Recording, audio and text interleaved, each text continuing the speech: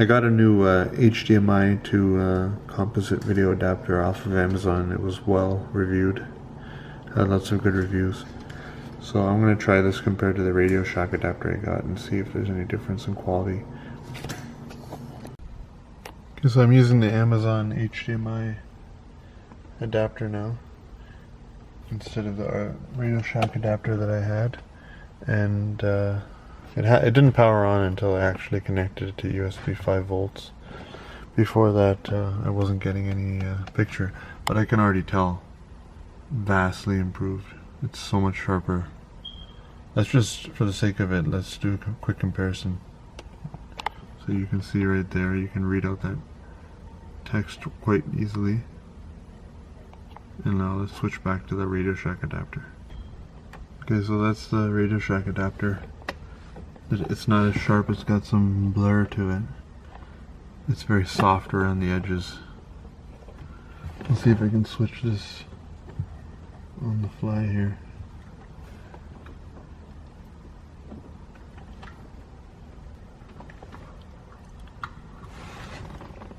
You can easily tell the difference. So I'm going to get connected down and see how it looks. It's so much sharper, you can actually make out the characters. Huge difference. So I'm pretty happy with that. It made a noticeable difference.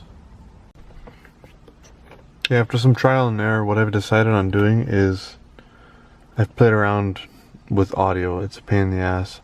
And to do things legit, I actually want to be able to just, on my phone here, use an app like Spotify to actually use the casting function so it shows nicely on the display. Looks pretty good actually. So now what I've done is I'm going to run an audio wire. I have another video on my channel talking about how to integrate your 6FL to see your Spotify, just the track name on the actual display, but this is taking it to a next level, and might as well, if people really wanted this bad, this is another way to do it. Anyway, so I have the audio coming out through that adapter, coming up to my actual auxiliary input. Okay, but I'm tricking it because I have the USB data from my Tune to Air Bluetooth adapter here, which is connected to my phone. I have that connected still, so I can have my, I don't want to get copyright here, but I'll just demonstrate. I got audio, so it works. And actually, this, since I've started using this phone, it's an LG V20. I just got it. The audio's freaking nuts. If you connect it, if you get a V20 with the hi-fi DAC and you just run an aux cable straight there, it sounds freaking insane. Crazy quality. So normally these cars aren't too tolerant of a weak audio DAC coming out of a cell phone. Like I had a Nexus sound like shit. That's why I ended up getting with this. But this thing has a beast audio DAC. So let's make sure I got audio still. Crazy bass. So now that I have that USB portion connected, I'm gonna change tracks with my steering wheel. Again. It's a little lag just because my internet shit. It's super weak. I have like barely any 3G here. So that's my issue here, otherwise it would probably be a little more instantaneous. But it's still buffering. This motherfucker's got rhythm. So that's awesome. That's how I'm going to use it. It's just going to be seamless. I don't have to dick around trying to get my audio to feed out or have to use my Soundabout app to tell it what's going on, because I do have, hold on. So I have it set up through Soundabout. You can play around with the audio outputs, but it's sporadic. This is going to be reliable. So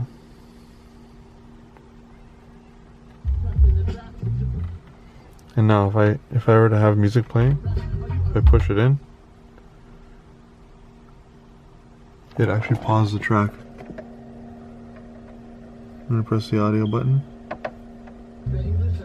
Continues. So, paused. You can actually see it on the display. See the play symbol? Paused. So, that's like literally, these are the two major things I was after with integrating mirroring my smartphone, but I'm actually not mirroring, I'm casting.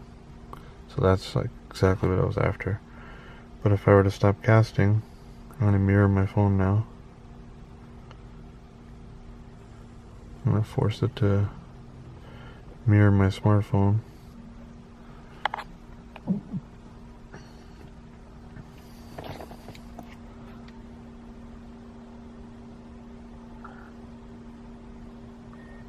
This is me playing around with maps. This is what it will sound like when navigating with Google Maps.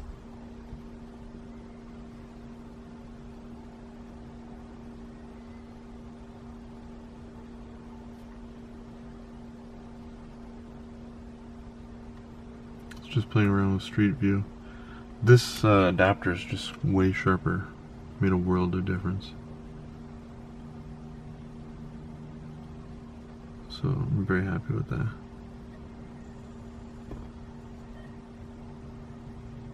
Pretty cool.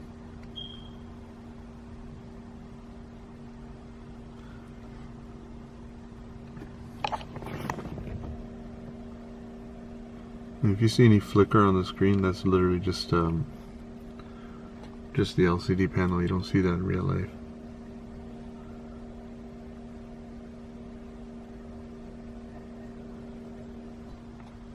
It's one of my YouTube videos.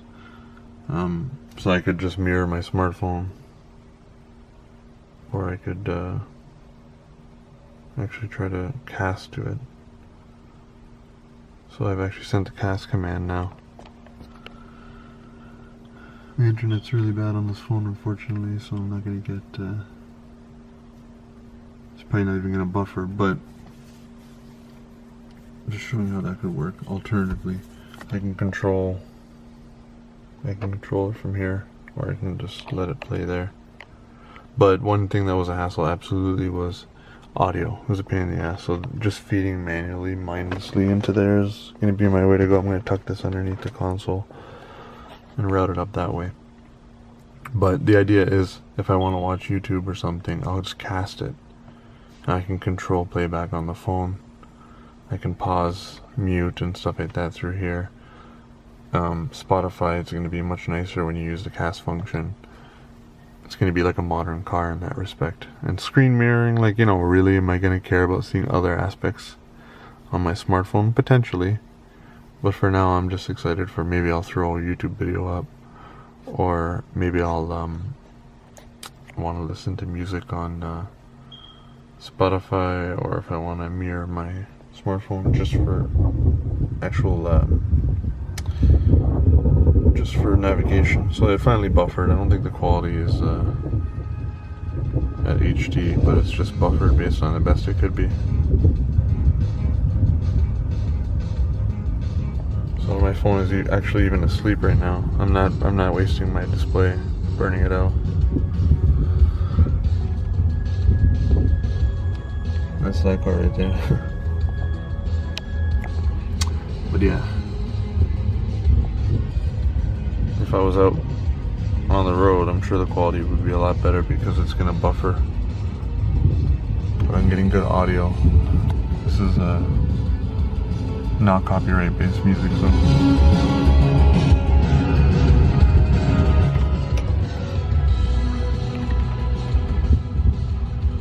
yeah, so I was happy with it. The way everything was going was actually really sweet, except audio was being a bitch.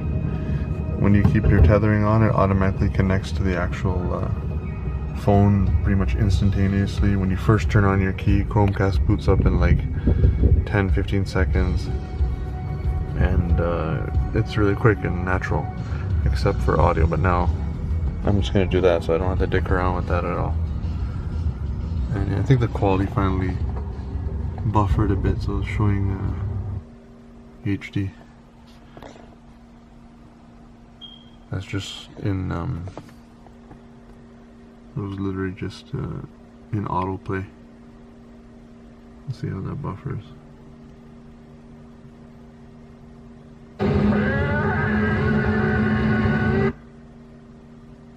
Anyway.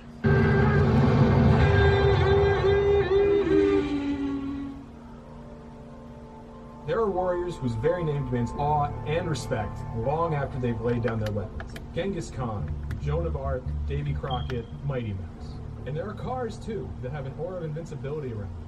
The Ferrari GTO, the Ford GT40. Right now it's buffered HD. Looks very sharp. That stands out for enthusiasts. So you know what? Look like much, but whisper its name on the other side. I've seen this video before. I think they're going a little overboard with what they're saying, but so ultimately, I wouldn't even give a shit about doing the RGB input. This is perfectly usable. I'm done now. I should have just bought that in the first place. That adapter is actually awesome. It's working out mint. This thing's a piece of shit. So I think the biggest reason it's a piece of shit is that it's $40 first of all, but it doesn't automatically it doesn't have a way to power it. It has to get power from the HDMI cable and doesn't have its own power source. So definitely sending this back. That was killing the whole project and made me dick around with trying to get RGB feed going just to get this type of quality. But now that we got this cheapy guy here, that was, actually I didn't buy. There's a bunch of them that look the same. I'll show you guys which one I bought, but that was $22, but it was like 4-point-something stars. Everybody had rave reviews on this one. There's ones that look very similar that are much more cheaply made. So yeah, I guess that's a little further demonstration of how it's going to work.